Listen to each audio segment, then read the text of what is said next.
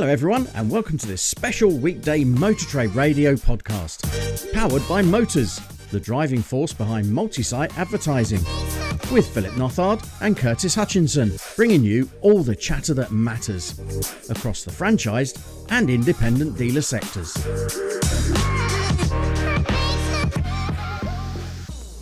Hello and welcome to this weekday Motor Trade Radio podcast interview. Today, we're delighted to welcome back friend of the pod, Steve Young, Managing Director of ICDP, the International Automotive Retailing Consultancy.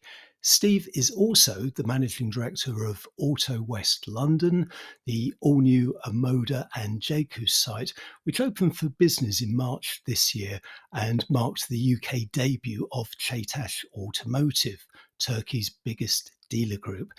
We last spoke to Steve back in July, so there's plenty of topical news and issues to discuss in the first half.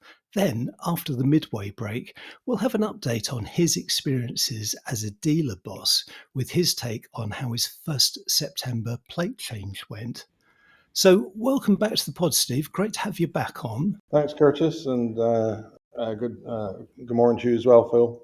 Yeah, good morning to you. So taking a breath of fresh air now, are you, after the September madness and back to a bit of ICDP work? That's very true. Today is an ICDP day, so September was manic. You're a new dealer with a quite new manufacturer, so there's lots of processes that aren't quite there or aren't quite working. So it was all hands to the pump.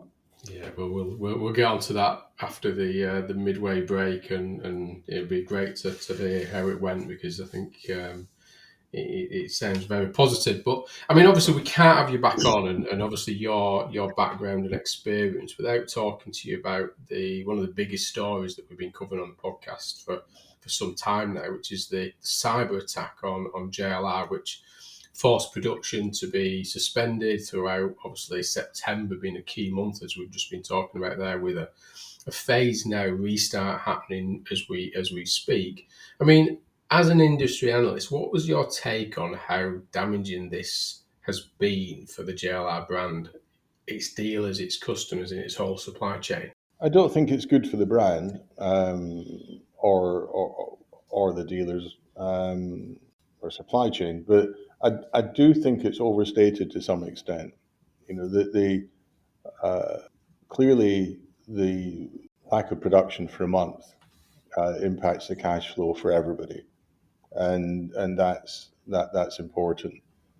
But in terms of the implication that all these customers, they lost a month's worth of sales, I don't really see that. I suspect that the vast majority of those customers will have hung around, who were waiting for their cars to be delivered in October or November, or depending where they are in the world, and they will work weekends, they'll cancel some holidays and so on in order to recover that volume. So I'm not certain that in the medium term, a year from now, that you will see a great big hole in Jaguar Land Rover sales or the park on a global basis. But clearly, if you're a smaller supplier running a bit close to the wind in terms of your working capital, and you lose all your cash flow for a month, then that hurts. That's not something that you're planning for. So, painful at that level.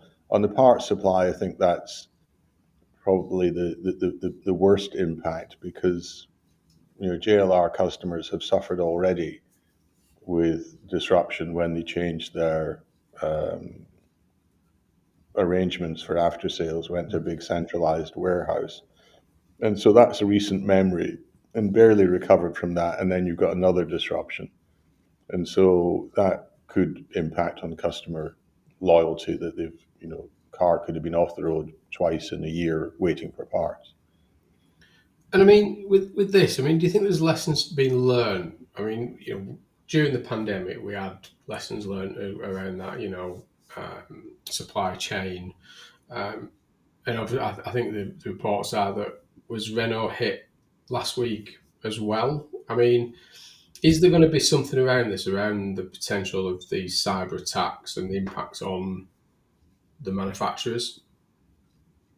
I think that definitely on the cyber attack side, that it just demonstrates how vulnerable all industries are. If you take some of the other recent examples, Marks and Spencers and so on.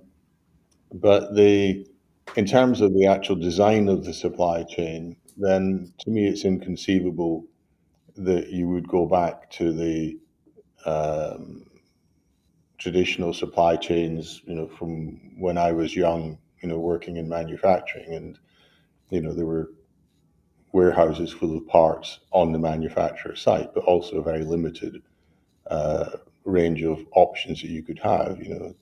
In those days, did you have a radio or not? So the tight linking and the just in time supply, I think, is just a characteristic of the products that we now have, and you can't go back from that. You might want to, the COVID experience was how dependent we were on suppliers many steps away. This is a slightly different lesson, and I don't think it will change. But I do think the attention to cyber protection and the potential of malicious or accidental disruption to your systems, then people need to be much more aware of that for sure. And Steve, one of the things I wanted to ask you about was you shared a blog just a couple of weeks ago asking whether the dealer property time bomb has been diffused, and that the long accepted scenario has been that the UK dealer network as a whole has been too dense, with many individual dealer properties too large and over-invested in, while the emergence of omnichannel was moving consumer focus to digital channels. However, you've actually taken a fresh look at this scenario and come up with some new conclusions. What prompted this, and what did you actually find? It's actually a combination of both my ICDP and Auto West London. It's a sort of an interesting example where the two sit together quite comfortably. Yeah. Because we're doing some research on the ICDP side on a pan-European basis in terms of the new entrants, and have worked with a number of new entrants on their development, the building of their distribution networks, their dealer networks. And I think that what's happening at the moment is you've got so many new entrants all coming in, and a number of established manufacturers who are under pressure, but perhaps not yet willing to throw the towel in. That we've got many more people looking for sites than there are empty sites or even development opportunities. And the development opportunities, in any event, take a couple of years, let's say, to go through the process, and that time frame is far too long for the new entrants. So what you're seeing is some of the established players who reluctantly are being forced to accept multi-branding, but they can perhaps feel that they're on some sort of slippery slope. And the new entrants who have got an ambition to build very traditional size networks in all the same places that the established players are, and those opportunities don't exist. So they're either shoehorning their way into a multi-brand site, or having to compromise in terms of the location or the facility that they really want. I'm not suggesting this is a forever situation, but until we find out which of the new entrants actually survive and which of the established players might decide that they want to withdraw from Europe, or they right size the network to the new reality of the market share that they have, then that means there's going to be more buyers than sellers, if you like, in terms of dealer property. And so the best position you can be in as a dealer now is to actually have, a load of property in the good locations, and the world's your oyster in terms of who you choose to put in there. So some of those boarded up sites that we see and have been empty for a little while, you think they will, and that haven't been repurposed for other sort of retailing businesses, you think they might be snapped up by some of these new entrant brands? I certainly think that if it's in the right location, even if it's been sticking around for a little while, then it may well move on. Yeah. When we took on, there's also West London, when we took on the Chiswick site, very, very prominent site, 500,000 people a day going past there. That'd been empty for 4 years since Tesla moved out. We've had 2 other Chinese brands come along and knock on the door and say, any chance of us coming in here? So it was empty for 4 years, but all of a sudden it's a hot property. Yeah. And Fascinating. that's just how things are changing. And that's before you've got then all the more recent arrivals, the Chang'ans and Xpengs and so on. Well, we'll be back with more from Steve after this break. You're listening to All the Chatter That Matters, a special weekday episode of Motor Trade Radio, powered by Motors, the driving force behind multi-site advertising. I mean, Steve, we chatted a little bit before we started to record, but we're obviously going to have you back on without obviously getting an update on how Auto West London, the business that you run, is bedding in. I mean, you opened it in March as a new site representing Jaecoo and Omoda in Chiswick, and now you've just obviously had the second plate change of the year. I mean, how did September go, and how has it performed for the business? Well, we didn't really get to play in the March registrations because we only got everything together finally in the third week of March. So most of the fun had finished.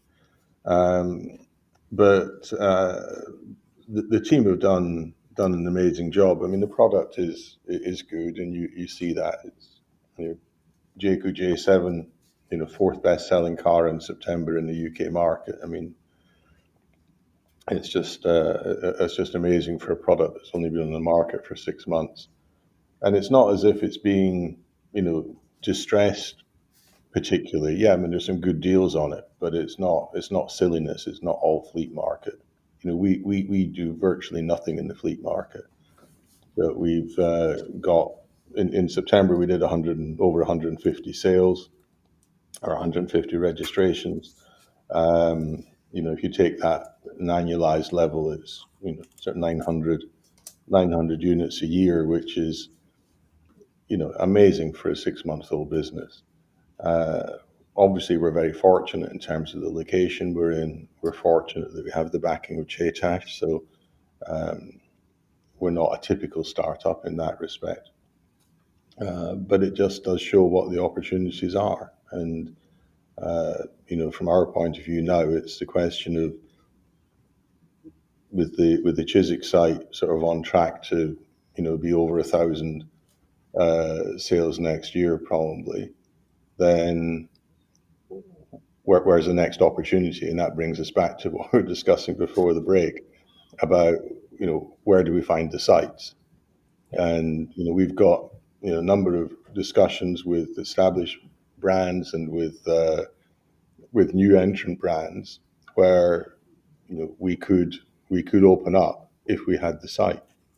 But when you start looking around West London or the area out to the M25 and sort of just beyond, then there aren't that many sites. You get a better return on a self-storage unit than you do in a dealership.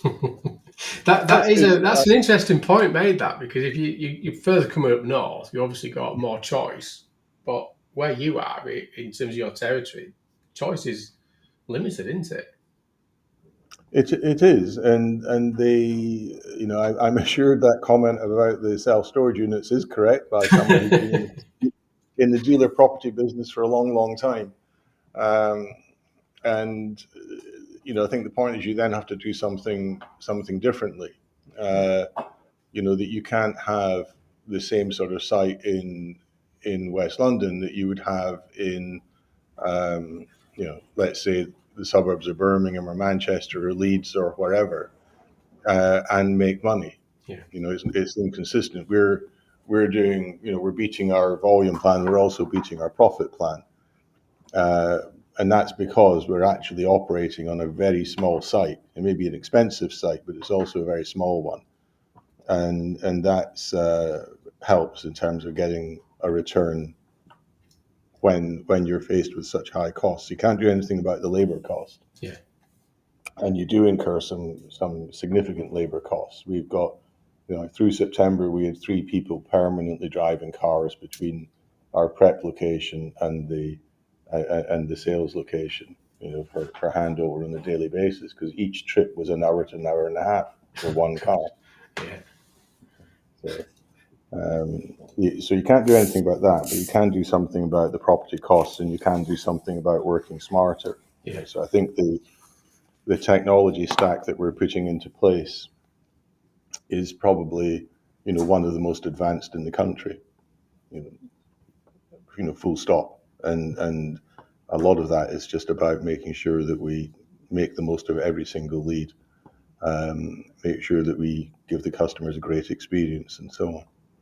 And I mean, last time you were on, we talked a little bit about the ECG, the electric car grant, and I mean, obviously in terms of Jaecoo and Omoda, it's kind of mixed in terms of who you represent, and essentially they didn't get tier 1 or tier 2 at all within either the 2 brands. I mean, but has it contributed? Do you feel that the noise around the publicity around the electric car grant has had any impact and any influence on customers' behaviour in September?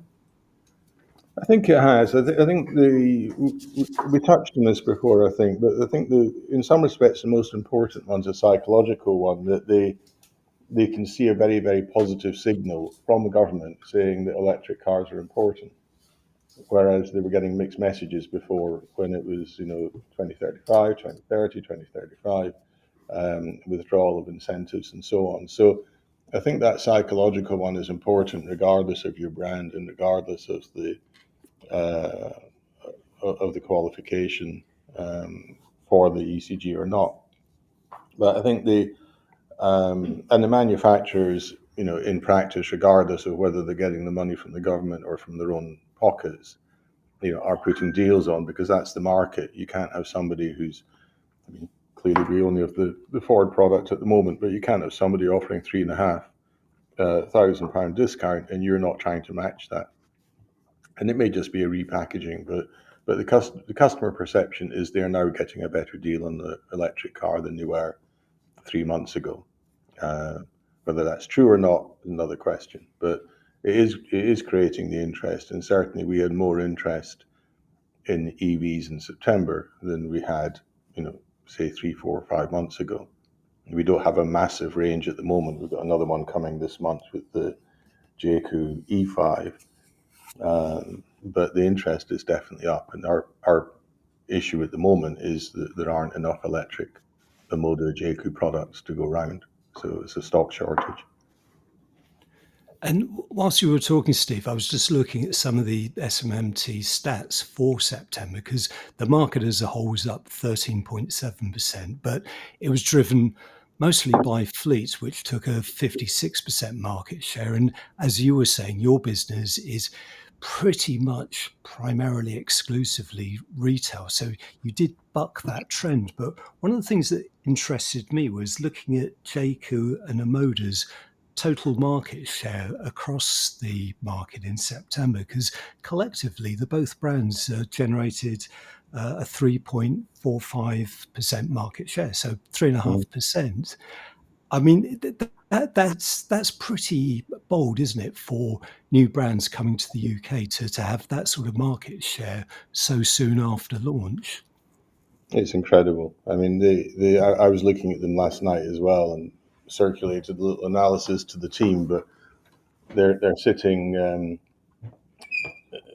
they're a little bit behind MG and BYD, but they've been in the market for significantly longer, and they're snapping at the heels of brands like Peugeot, Renault, um, who've been around forever. Part of the sort of fixtures and fittings almost of the industry. And I remember when old Daewoo came in, they had an ambition to have 1% of the market in one year Yes. and pulled all sorts of games to make that happen. And everybody thought that was a really bold ambition. Yeah. And here, 3.5% in 1 year. It shows that the interest is there. There's not much customer resistance in the UK compared to perhaps some other markets, and it's just a land of opportunity. Yeah. And of course, the three of us are all old enough to remember Daewoo. Yes. Steve, you mentioned about EVs. So EV is limited in terms of the products that you've got in the showroom to sell, but overall EV registrations are up 29% in the month, and FEVs were up 56%. How were FEVs for you? How did they sell across the business? Well, I think that's massive, and I think and without sort of blowing trumpets, just being objective, you see the same thing with BYD. BYD was purely battery, now it's got really high performing PHEVs as well, and that's the strength of the Omoda and Jaecoo range.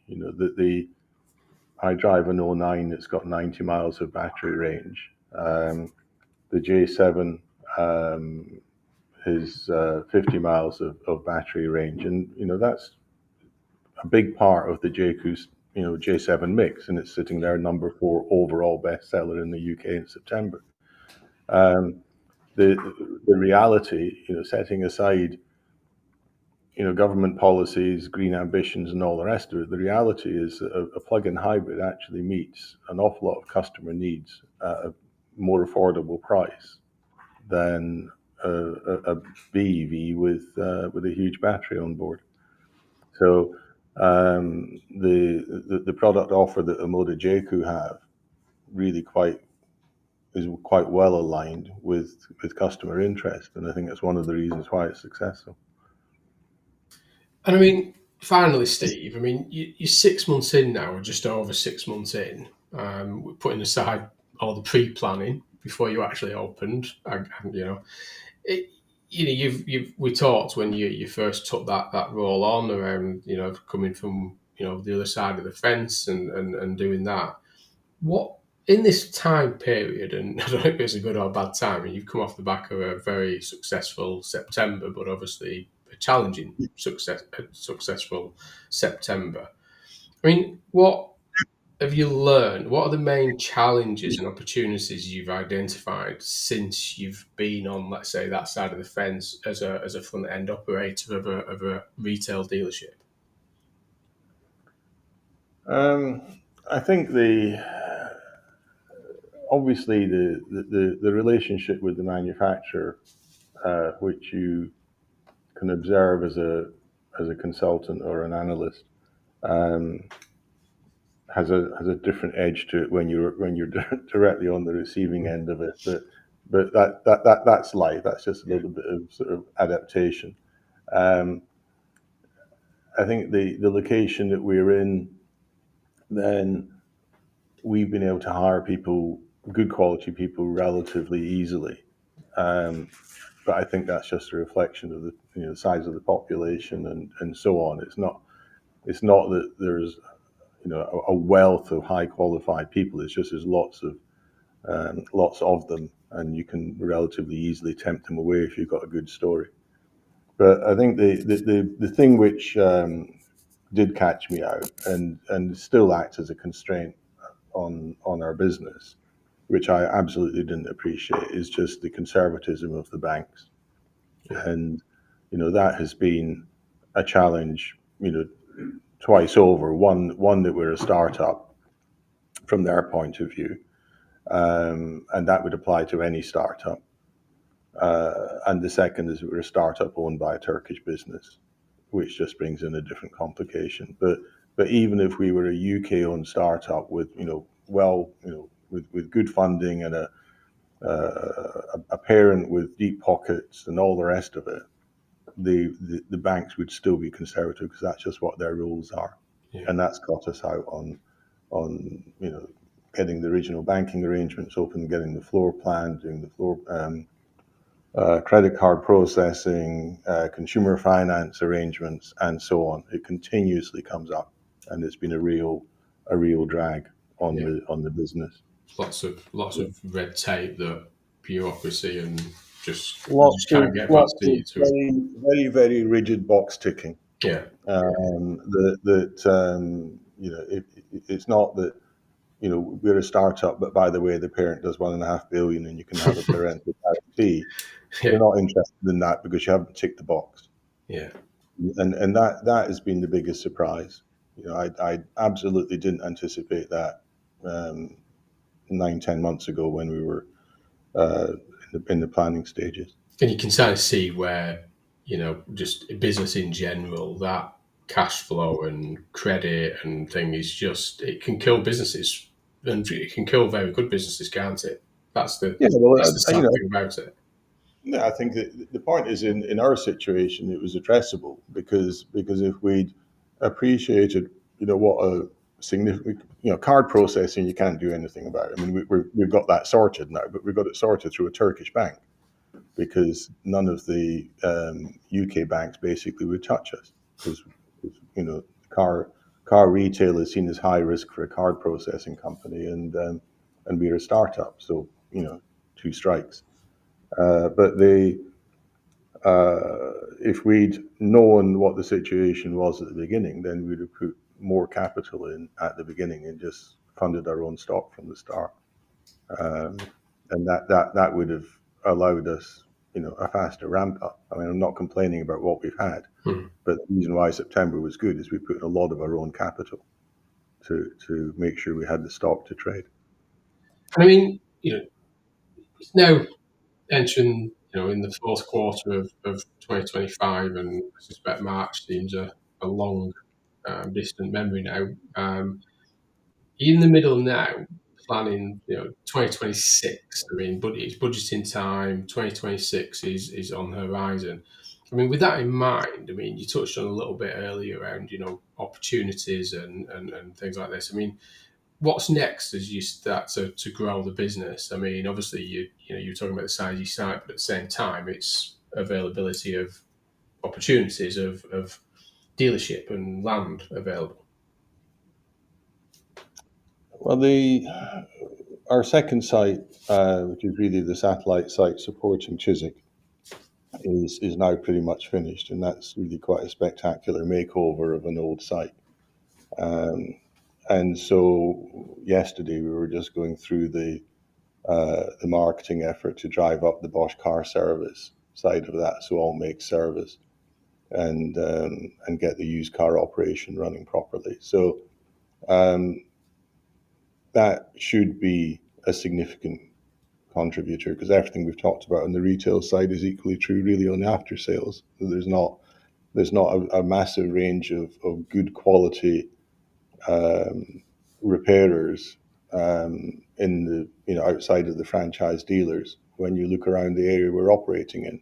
So we're quite optimistic that we can ramp that up and get that running as a significant profit generator in the course of the next 6 months or so.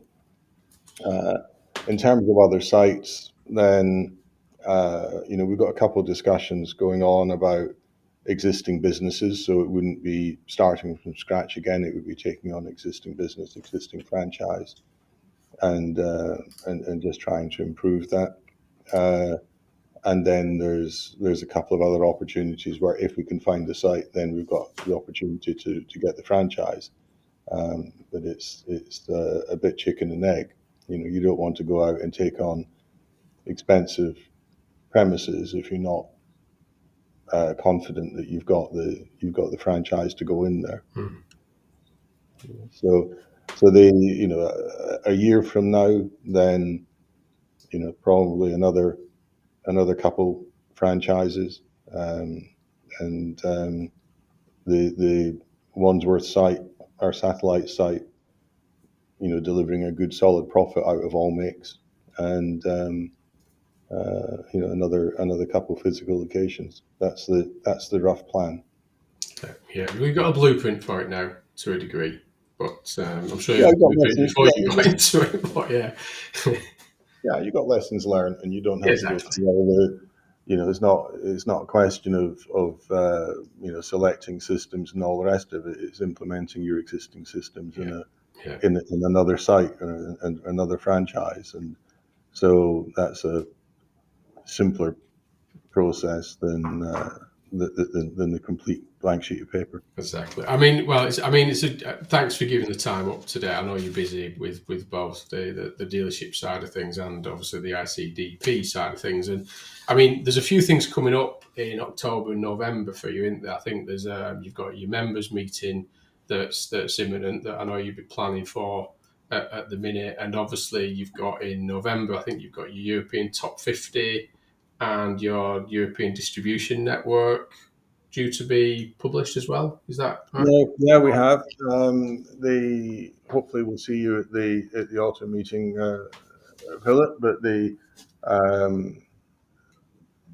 European Top 50 ranking is always well received. A lot of interest in it from across Europe. Everybody loves league tables. They love to know where they are. Yes. So we have the draft of that. Just really waiting for the last couple financial reports to come out from different groups in order to finalize that. So I think that'll be more of the same in terms of what the story that will tell. Yeah. And then the European Car Distribution Handbook, glancing along across the table to my colleague who's then that will be one of the topics that we discussed today. So it will be again well received by those more on the manufacturing distributor side who want to understand what networks look like at a high level, where benchmark their network against others. So those are two big sort of annual publications that we do. Yeah. And there'll be open webinars on those that are any listener can log on to and hear what's going on. Yeah, very much. They say that anybody that's not seen any of them reports, then you do need to be involved and on those webinars. So and everything else. Head over to icdp.net. That you'll find a lot of the content, the blogs that Steve publishes on a regular basis, and anything else that ICDP are involved with alongside your retail auto West London role as well, Steve. But it's a pleasure to have you back on, and I'm so pleased that September went so well, and now we're obviously planning for 2026. Yeah, well, thank you for that, and hopefully it will continue to be onwards and upwards. It's never without its exciting moments. But never a dull day, Steve. Never a dull day. Never a dull day, but it's great. It's great to be at the sharp end as well. Yeah. Yeah, and Steve, just to add to that, on the Motor Trade Radio podcast, we love the European Top 50. So once that's signed off, if you can ping something over to us, because we do like poring over that one. I'll make sure that we do. Yeah, thank you very much. Well, absolutely fascinating.